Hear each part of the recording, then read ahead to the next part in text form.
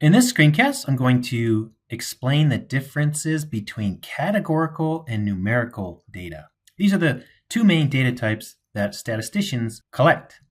Categorical data is data that can only take on discrete values or labels. This is typically synonymous with qualitative data or discrete variables. Examples, the number of people with blue eyes, brown eyes, green eyes, and so on. So you could do a survey. Those are categorical in nature. They're non-numerical. The blood types in a population, A, B, and O. A letter grade distribution in a class. So those are discrete letter grades, A, B, C, and A+, A-, and so on. States, countries, or continents. Those are discrete values or labels.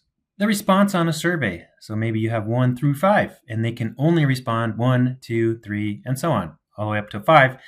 These can't be variables between, continuous, like 1.1 or 1.229.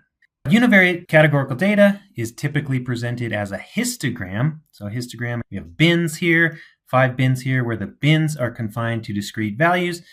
On the x-axis, we have the different scores here. And on the y-axis, we have the frequency, or the number of respondents giving 1, 2, 3, 4, and 5.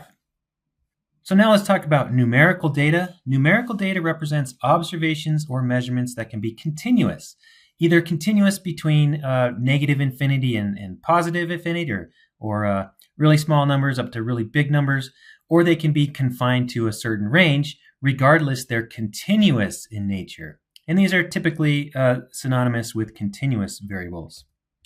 Examples would be human height. Human height can vary on a continuum. The daily maximum temperature is a continuous or numerical variable. The speed of a car, so a speed of a car can take on a bunch of different values, right, on a continuum. The percentage grade in a class, while the letter grade is a categorical variable, the percentage is continuous or numerical in nature. To visualize univariate numerical data, we typically don't present in observation order. So here we have a bunch of students on the x-axis, and then we have their percentage in the class. So we've got a bunch of observations, but really the only thing we're measuring is the percentage in the class. So typically we wouldn't do this. We wouldn't put together something like this, where it's just a scatter plot of the students on the x-axis, the percentage in the class. By the way, looking at this plot, it makes it look like a lot of students are doing poorly in the class, but just keep an eye out for truncated y-axis scales. So if we really put this between 0 and 100, most of the students have a pretty good grade. So that's just something to look out for in general on plots. So instead of presenting it as an XY scatter plot, we would typically visualize univariate numerical data using a histogram, as I've mentioned in a previous screen class on the differences between univariate and bivariate data. So on the x-axis here of this histogram, we have the bin center. So we're taking all of the final percentage scores over here on the right, and we're sorting them into these bins. The bin width here is 2.5. And so, for example, this bin here with the bin center of 87.5, this really represents the total number of scores between 86.25 and 88.75. And I'll talk a little bit more about this when I talk about histograms.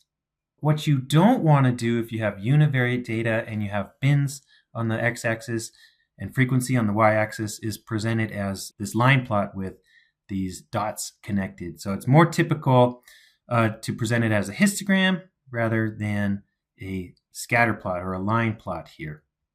By the way, you can have mixed data types for bivariate data. I presented this burrito data in the previous screencast. And what we have here, we have categorical data on the x-axis.